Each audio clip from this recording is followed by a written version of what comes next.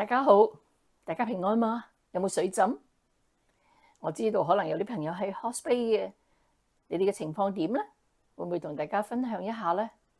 咁其實呢個星期如果唔講呢一個嘅Cyclone Gabriel，仲講啲咩呢？咁所以今日咧就係好想同大家咧就係分享一下呢一個禮拜裏邊嘅一啲嘅經驗咁樣樣。咁大家都知道咧，就係呢一個嘅颱風啦，我哋叫 cyclone 啦，可能颱風、颶風乜都好啦，風暴Gabriel 咁咧就係嚟到呢一個嘅紐西蘭啦。咁其實預警咧已經係好早之前就話已經呢個禮拜會有啲咁嘅情況。咁同埋咧就係話呢個風暴好犀利嘅，本來話係一個最強嘅風暴，幸好咧佢中間途經咗一啲嘅島嶼之後咧就變弱，變成咧唔係一個真係話好勁嘅一個颱風，但係對紐西蘭人嚟講咧，亦都帶嚟咗一個好巨大嘅災害，甚至咧政府咧就係宣布成為呢個 National State of Emergency 嘅國家呢一個緊急嘅情況。咁呢個係史上面嘅第3次，咁大家可以想像到。我哋可能住喺奧克蘭嘅人咧，就唔會覺得啲乜嘢咁，但係其實真係遠少少，唔係距離我哋好遠嘅地方，就真係一個咧係幾嚴重嘅一件事。其實喺星期一嘅時候咧，日頭嘅時候都唔覺得有啲乜嘢嘅，我都覺得都冇乜嘢。咁到夜晚黑9點幾嘅時候咧，我就發覺咧，哇！啲風啊，啲雨啊，係咁打落我個窗嗰度，乒乒乓乓。我係好驚嘅，即係我嚟咗紐西蘭25年啦，26啦今年，但係咧係從來未遇過咧係咁嘅風暴啦。有咁嘅風暴，但係陣間嘅啫，一陣間就過去咗。但係嗰晚咧係由9點幾開始，係不停咁樣打落我窗嗰度，我係冇辦法瞓嘅，因為我好驚打到我窗爛咗。後來有啲朋友話：點解你唔黐啲膠紙個窗度，好似香港咁？係我諗都冇諗過呢樣嘢。咁但係當時就真係覺得，哇！啲風好大，啲雨係咁砰砰砰咁打落去。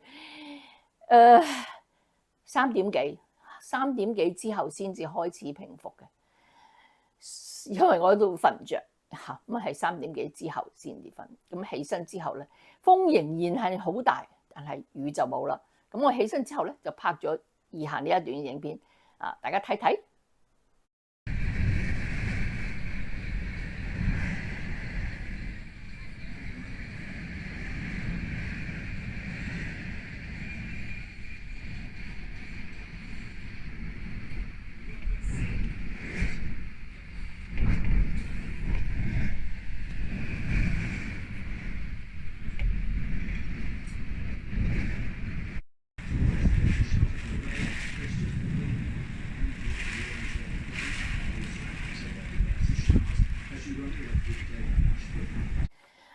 第二朝早起身嘅時候咧，風就好大嘅嚇。咁頭先你睇到個畫面睇，風好大。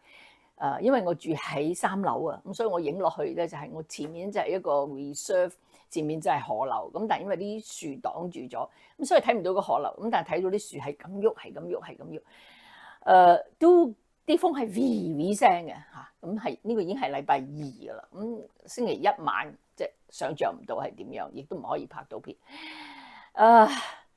咁咧就係呢個嘅跟住新聞就一嚟，咁就會睇到喺 Muriwa 呢個地方 ，Muriwa 呢個地方咧就係冧山泥，然後咧就係有2個消防員咧係被山泥壓倒，其中一個救出嚟，另外一個咧仲喺山泥裏邊，咁咧就係冇辦法去救，因為嗰個嘅危險啊，太危險啦嚇。咁令大家唔知有冇諗起，如果香港嚟嘅時候，你都諗起呢一個旭龢道嘅冧山泥啦。呢一個嘅觀塘嘅冧山泥啦，死咗好多人，所以個心裏邊咧一起身聽到呢個消息，聽到冧山泥，個心一沉。點解？因為 Muriwa 呢個地方係好靚嘅，大家都知道係睇雀仔嘅地方，好多塘鵝。咁你喺嗰度咧就係可以欣賞到好多朋友嚟探我，我都帶佢去嗰度。咁而我第一次去 Muriel 呢個地方咧，就係因為我去嗰間嘅教會係一個洋人嘅教會，其中佢哋嘅執事咧就住喺嗰度，咁所以有一個嘅禮拜日完咗之後咧，佢哋請我哋去佢屋企嘅。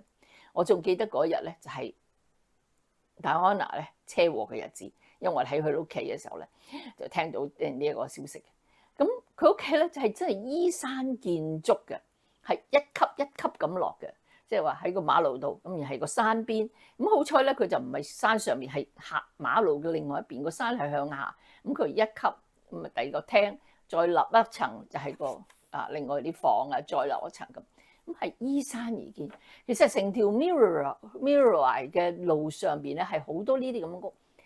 有啲係直情係喺山崖上面望到成個海，好靚嘅。我相信係好靚，但係唔知點解。大家冇呢個危險意識嘅，會唔會係真係從來未發生呢件事咧？咁係嘅，因為好多嘅報告都話呢個係史無前例。咁所以當我收到因為 Muriel 呢個地方對我嚟講好有感情，我好中意去嗰度，好靚，係最近嘅一個美麗嘅旅遊景點。咁再聽到呢一個嘅消防員係一個義工嘅時候咧，更加心裏係好難過。好奇怪㗎，紐西蘭咧好多嘅地方都有義工，警察有義工，消防員有義工，機場有義工，嗰啲嘅即係 wet 嘅地方有義工，嗰啲嘅賣二手店地方有義工，義工成為咗咧紐西蘭另外一個 workforce 嘅，所以我係心裏邊係好難過。頓時間咧睇到呢啲咁嘅地方，亦都睇到好多地方開始有水浸啊等等，我就諗起。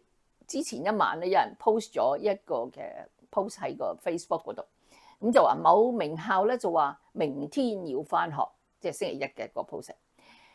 咁因為今次咧政府當有呢個 cyclone 嚟嘅時候，佢哋就俾學校話選擇，你可以選擇開課，你唔定停課。咁但係當時咧就係好多嘅學校啦，咁嘅情況底下都宣布咗停課。咁呢間校第星期一嘅時候都停課。但係星期一晚佢就出咗個通告咧，就話我哋星期二咧可以復課啦。所以我第一時間我就再上網度 check 睇呢間學校係咪真係咁 crazy 咁黐線仲開。即係我好憤怒啊！當時因為整個災區，你諗下啲前線工作人員、啲救災人員喺度奔跑嘅時候，你仲可以即係返學遇到啲咩情況，阻礙咗啲交通或者咩情況會點樣咧？咁好憤怒。咁啊，打開個電腦就上呢個學校嘅網，咁結果發現咧呢間學校咧呢個所謂嘅名校咧，就係話由於呢一個嘅事情非我們所預料咧，所以咧就係唔需要返學啦。今日，我先至有啲釋懷，就會覺得算你啦。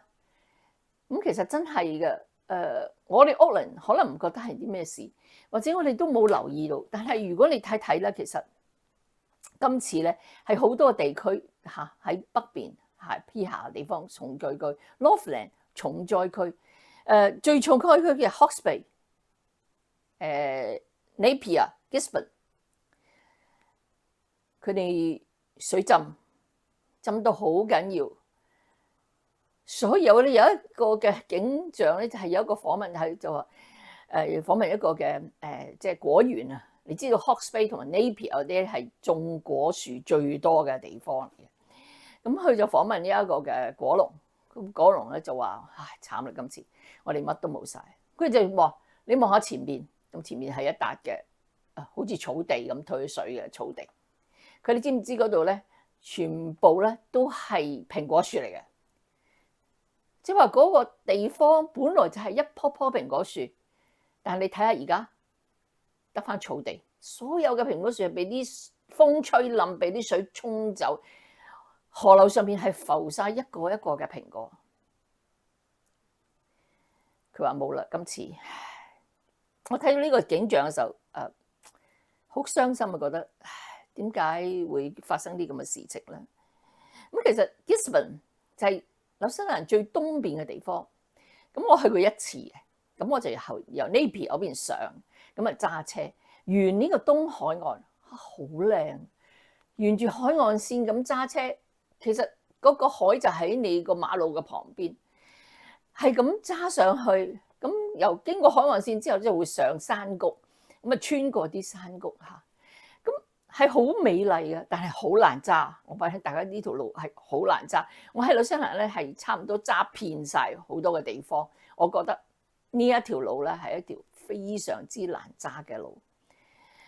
咁幸好香港你知啦，揸大帽山落荃灣都唔容易，咁所以係 OK 嘅。但係我自己嘅感受就係咁，所以其實呢條路咧喺風雨之後咧係 block 咗嘅，因為山泥傾瀉、水冧啊、河流即係海水吹上嚟啊、啲泥啊、啲樹木啊，哇等等，睇到嗰個畫面，我頓時會覺得有啲好難過嘅感覺嚇。咁睇到紐西蘭本來係一個好靚嘅地方，水災之後，哇睇到嘅真係令人有啲嘅心痛。咁而其中喺呢一個 Napier 上到去 Gisborne 中間嘅一個地方叫做 Wairoa 嘅地方咧，斷水斷糧斷 communication 斷電。好彩係夏天就我好感恩，如果冬天凍死啊，係咪？又冇熱嘅嘢食，又冇食。咁夏天仲可以勉強係食啲嘅即係麵包啊、水果都得。冇晒呢一個嘅聯絡，好令人覺得呢一個世界變成咁，係邊一個嘅責任咧？真係 climate change， 抑或係有其他嘅嘢咧？咁呢次嘅災害而家就好啲咯，而家已經係帶嚟咗好多嘅即係話即係已經好天啦，開始有呢個維修啦嚇，即係咁啊，其實咧就係有死咗7個人嚇，喺星期五朝頭早嘅時候再即係決定咧有一個老人家70歲死咗嘅。而星期五嘅時候咧，亦都係曾經獲救嗰個喺山泥傾瀉嘅消防員咧，亦都不幸係離世。感覺到好傷心嘅。佢哋出去救人，但係結果咧就係送上咗自己嘅生命。呢一個犧牲真係好值得我哋去懷念佢哋咯。我哋亦都即係好應該做一啲應該做嘅事，唔好阻礙政府嘅救援啦。咁政府咧亦都宣布會撥暫時啦嚇，係撥200萬去救災。咁當然啦，呢個數目可能係唔止呢個數目嘅，長遠年計好多嘅即係所謂 infrastructure 嚇，從來冇諗過會以前係百年一遇，咁而家咧可能咧係1年幾遇嘅。咁點樣處理？政府係應該點樣做咧？咁我都好開心咧，就係紐西蘭嘅政府咧，佢哋一開始救災嘅時候咧，即係甚至國家黨啊、其他嘅黨派都話：我哋而家暫時將 politics 將政治放埋一邊，我哋唔好講政治，我哋講咩？我哋講救災，我哋一齊合作，大家睇下點樣幫到呢啲災難嘅人。係好好嘅，即係喺一個災難裏邊咧，紐西蘭人係特別團結嘅。咁另外咧，俾我睇到嘅就係話，紐西蘭嘅人咧不嬲都好正面、好 positive 嘅。我記得呢個 Christchurch 大地震嘅時候訪問啲人，佢哋都好感恩能夠活着啦，好 positive。好多嘅災難，佢哋都好回應，好 positive。咁今次咧，亦都有好多嘅訪問裏邊咧，我覺得好多都係好正面嘅。譬如佢哋話I'm lucky, we are still alive。佢哋話我哋好幸運，我哋仲生存。有人就話 waiting nothing compared to others， 即係佢哋自己屋企已經水浸晒。佢話而家只有等啦，等啲水退之後睇下點處理啦。佢話比起其他人，我哋已經好好噶啦。另外有人就話 we are alive again, we can start again。我哋既然活落嚟啦，我哋就可以再重新開始。唔係太多嘅埋怨，好多都好正面嘅。除咗有一個咧，就老人家佢好嬲啊，因為佢哋咧就係喺嗰個Wairoa 嗰個地方，就冇水冇電冇食物啊等等，冇 communication。咁佢就好嬲咁話 No communication, I am angry。嗱，我係第一次喺呢個電視嘅訪問裏面咧，聽到有啲嘅災民係講到自己係 angry 嘅。咁呢個咧就係可見咧，今次呢一個嘅風災帶嚟嘅影響咧，對紐西蘭人都有某一種程度咧係佢改變嘅。佢哋以前嘅積極面對樂觀面對嘅態度，都開始話又嚟啊，幾時又嚟啊？點算啊？咁另外有一個咧，即係牧師係 Holy Trinity 嘅 Church 牧師，咁佢哋開咗教會咧，係即係招待嗰啲冇即係受到呢個 flooding 影響要逃離家園嘅人，然後煮嘢俾佢哋食啊咁。咁啲人話你好偉大，佢唔係啊，我冇嘢做啊，我只不過打開教會嘅門，咁然後咧就係去洗廁所，同埋咧同啲人傾偈，我冇做啲乜嘢。其實前線嘅工作人員佢哋好努力喺度咧即係將啲人救嚟呢度，provide一啲食物俾佢哋，佢哋咪仲辛苦。我冇做到乜嘢，我只不過係 open the door, clean the toilet and chat with people。洗廁所，牧師洗廁所，好得意啊！亦都睇到嗰種情係好真。另外有一個人就話佢獲救之後佢講 This is biblical. All we need now is locust。佢話呢個係聖經嘅預言。佢話我哋而家再等咩？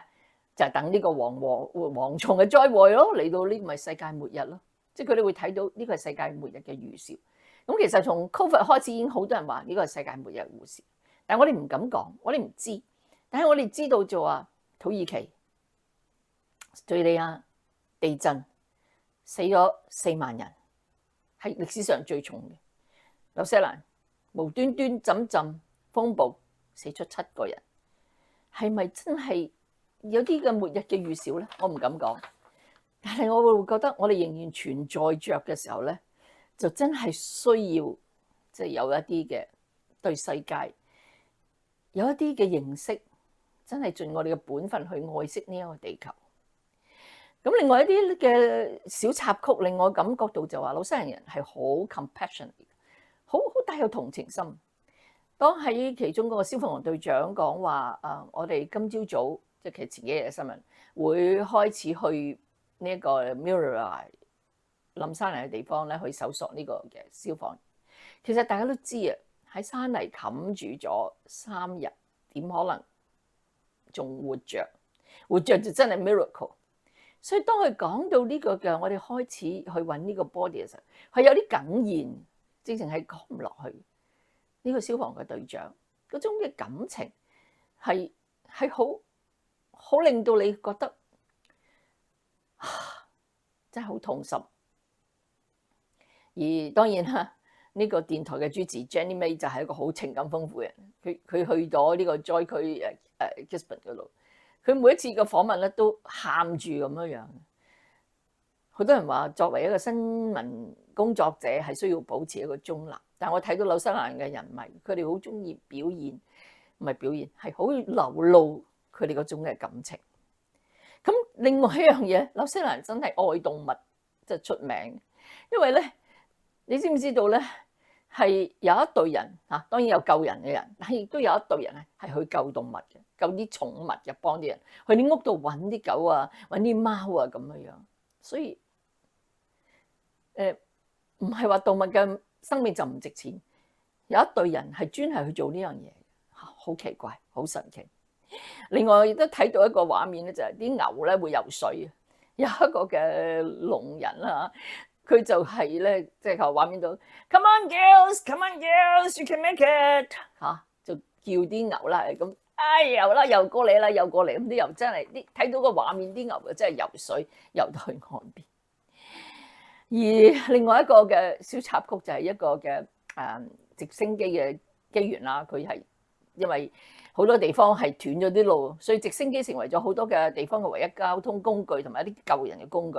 就係話啲人當爬上屋頂冇掟走嘅時候咧，咁佢啲直升機就吊佢哋上嚟。